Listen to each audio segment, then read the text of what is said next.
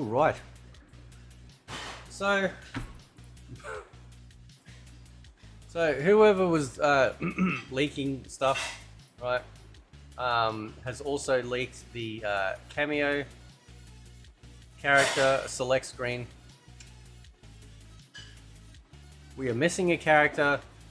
We have, what's that, 5 characters to unlock, which no doubt will be unlocked through invasions mode. You know, maybe story, but I'd say more likely invasions mode.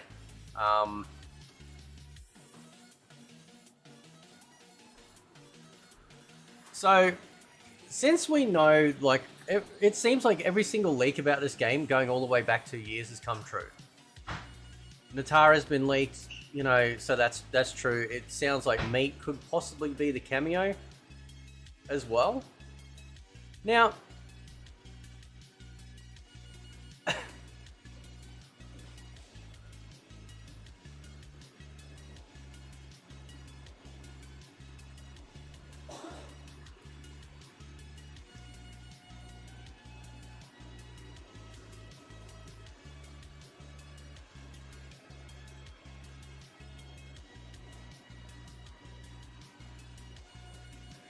this is okay, right?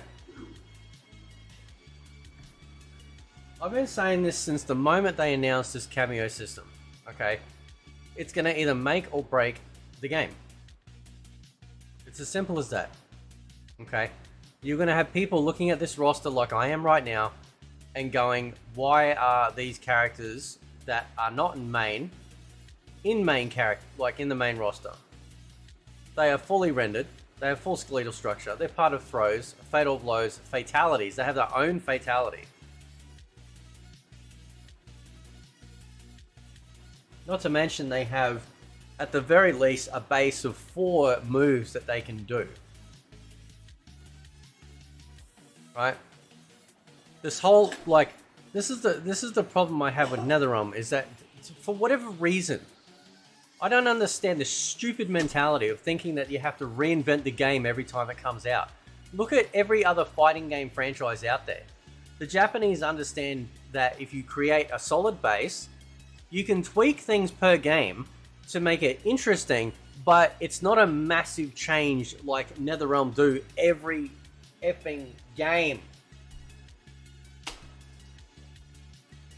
I look at this Kameo roster, and I think to myself, it looks just like a hodgepodge of characters. They're just, you know, like they've had like a lucky dip, you know, a big bucket with every MK character's name in, right? You know, actually, yeah, 2 buckets actually, right? Every MK character's name in each bucket. This bucket over here, right, will be for main roster. This bucket over here will be for Kameo. And they just put their hand in and pull out and go, oh yeah, that'll do. Now, granted, the main roster seems a little bit more on purpose, but the cameos, it's just weird. Like every single main roster character should be a Kameo fighter. It should be just as a default that you can just instantly choose them as a Kameo as well. Because people are going to sit there and they're going to start going, well, hang on a sec, why can't I have Liu Kang Kameo?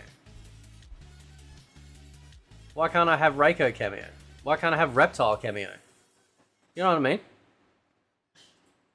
Like you know, why can't we use them in an assist fashion? Look, I'm not against assist games in general, but the way they are doing this, it is going to create a lot of long-term problems that I don't think people have anticipated yet. Right? And then you got the flip side, where people are going to look at this roster and go, okay, and everything I've just said. You've got fully rendered, realized, full skeletal structure, characters that can do throws, fatal blows, their own fatality, be part of a fatality or whatever. You know, they're all in there. Right? And their own special moves. Why aren't they on main roster? Why can't they be on main roster? And you know what's going to blow this all apart? When it comes out on PC and people make the mods to make it so that instead of us getting 24 base roster characters, we're going to get 40. Believe that, right? We're going to get 40 characters that we could actually use. Okay? Now, granted, just, you know, as an aside, okay, because there's, you know, there's 16 here, right? There will be. And I'm pretty sure the last one's me. Natara was proved to be true. It'll be me, right? Natara's gonna suck his meat. Anyway, that joke's never getting old. Right. Anyway, so what's gonna happen is the PC mod is gonna prove a couple of things, if true. I've got a really strong suspicion here that when they get into the code for these characters, like say Sector or Cyrax or Serena or whatever, they're going to see that there's combos. They're going to see other special moves that are actually locked out because they're a Kameo assist character. And that by simply ticking the boxes or, you know, deleting a portion of the code, you know, because I used to mod old strategy game, and, you know, literally you get into just text files, right? At least for that game. And you can literally make a unit appear or disappear by deleting like one line of code. I would not be surprised if these characters have full range of moves, but they're locked because they can only, they're not activated yet. And when you look at the Kameo roster, you think, well, this is a reboot.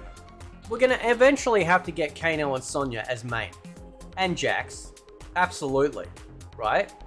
It makes a lot of sense too that we would have Sector and Cyrax, given that we've got a massive what do you call it? Influence or presence in the story. Serena definitely, because we got the whole Ashra thing in there, and, you know, all that jazz.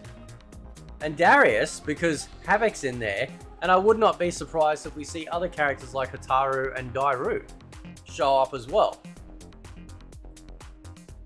But if you want to keep your little Kameo crap, fine. But make these fighters playable. Oh, we can't do Motara's playable card. Bullshit.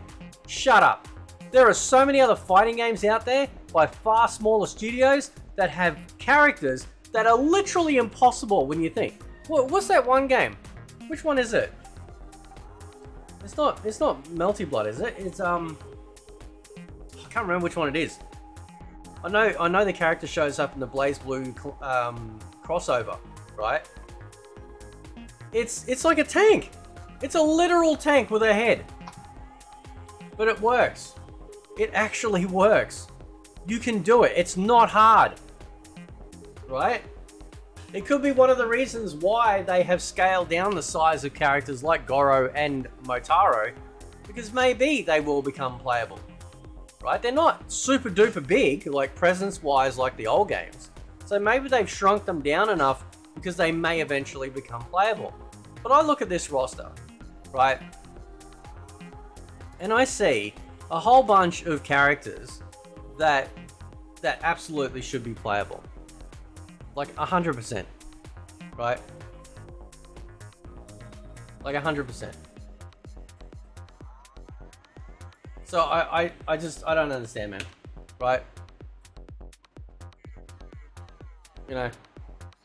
And it's gonna be weird if we get like weird characters in there, right? Like a weird character like, you know, Bantam Bow or something, you know, whatever. That'll be strange. But I see every single character in this roster could be playable. Every single character, right? MK has an opportunity here to be a standout against Street Fighter and Tekken by being the only fighter for this generation with an assist mode, but fully unlocked. So you look at the character roster and you're like, yeah man, I can choose any character in the game, and then I can choose any character as a cameo. That's how it should have been. Because I look at this, like I said, I look at this roster and it's just a hodgepodge. It's just all over the place, right? There's no cohesion here whatsoever.